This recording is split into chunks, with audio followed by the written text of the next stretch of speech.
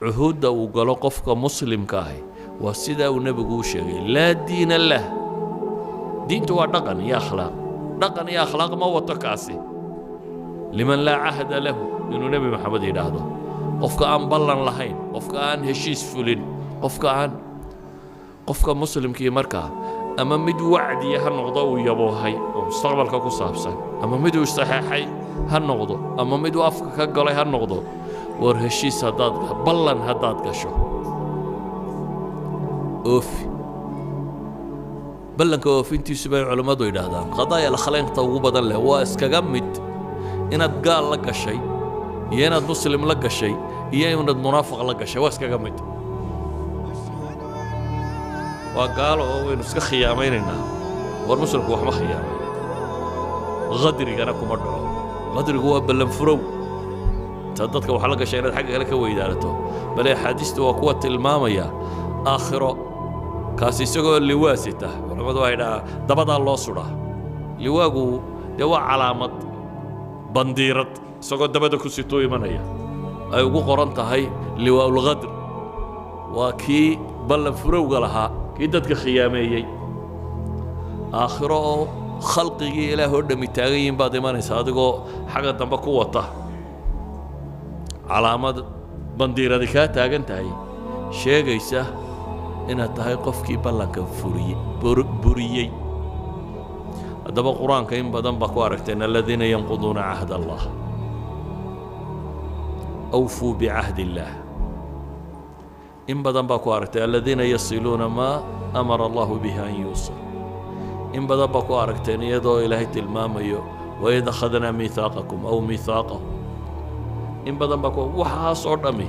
waa ballamo ilaahay ballankaad la gashay fuli kow aad rabbi ballan la gashay kad laa ilaaha ila allah tidhi waxa weeyaan ilaahu keligaa baan ku caabudaya ballankaasaan galay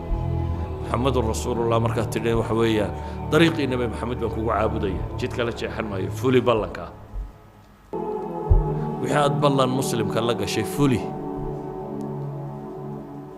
mid guur ha noqdo mid baac mushtar ha noqdo mid madaxnimo ha noqdo midku doonaya ha noqdo waxaad ballan gasho fuli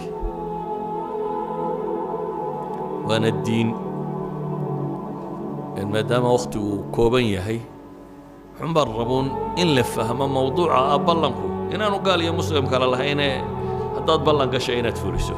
iyo inuu diinta ka mid yahay iyo nebi maxamed calayhi salaatu wasalaam sidaa uu u weyneeyey inuu khudbad kasta u akhrinayo inta badan uu akhriyi jiray sida xadiidkaasi tilmaamayo qur-aankana aayaadka haddan sinaana ururiya waa bilmi'a waa ka badan yihi almiihaaqu waalcahdu waalwacdu iyo waalcaqdu wixii ku saabsan ee qur-aanka ku soo arooray waa aayaad aad u tiro badan leh waa waxaa lagu kala soocayo gaal iyo muslim iyo munaafiq xadiidkii sheekhu akhrinaya waa maqlayseen saddex qofkii laga helay inuu munaafiq yahay calaamaat almunaafiqiin inay tahay ama afar qofkii laga helaa inuu yahay munaafiq khaalis ah waxaa ka mid ahaa cahdiga in la fuliyo hadduu qofku ballanka iyo cahdiga buriyo inaanu ahayn islaamnimadii saxa ahaayee xagga nifaaq camaliga inuu sii socdo idan nafyu liimaan meesha yaallaa culammadu waxay yidhahdaan ama nafyu diinkani waa nafyu lkamaal bay culammadu u badan yihiin ama ay ku tilmaamaan laakiin dee hadduu noqdo inaad laa ilaaha illa llah buriso wuxuu noqonayaa nafyuliimaankii rasmiga ahaa hadduu noqdo cahdigii aad ilaahay la lahayd inaad buriso ama nebi maxamed la lahayd si dhaba inaad u buriso meel khatar u gaadhaya idan cuhuuddu meel sare oo nafyuliimaanka gaadhi kartana way yeelan kartaa iyo diinba in laga anfiyo meelo ka hooseeyana way leedahay laakiin naqdigu marnaba islaamnimo kuma qumana waxaan ku soo koobayaa markaa ilaahay intaad ka cabsato iska hubi waxa aad gelayso wixii aad ballan gelayso ama cahdi gelayso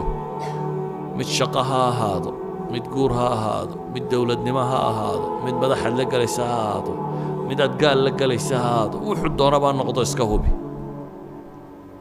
haddaad se gasho oo saxeexdo ha burinin cahdiga ha burinin haddaad iqaalo dalabto isagu uu kaa qalleeyo waa meel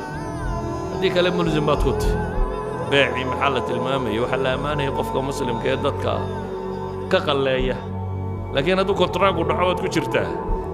sina ma burin kartid marka ilaahay aan ka cabsanno diinteenna ilaashanno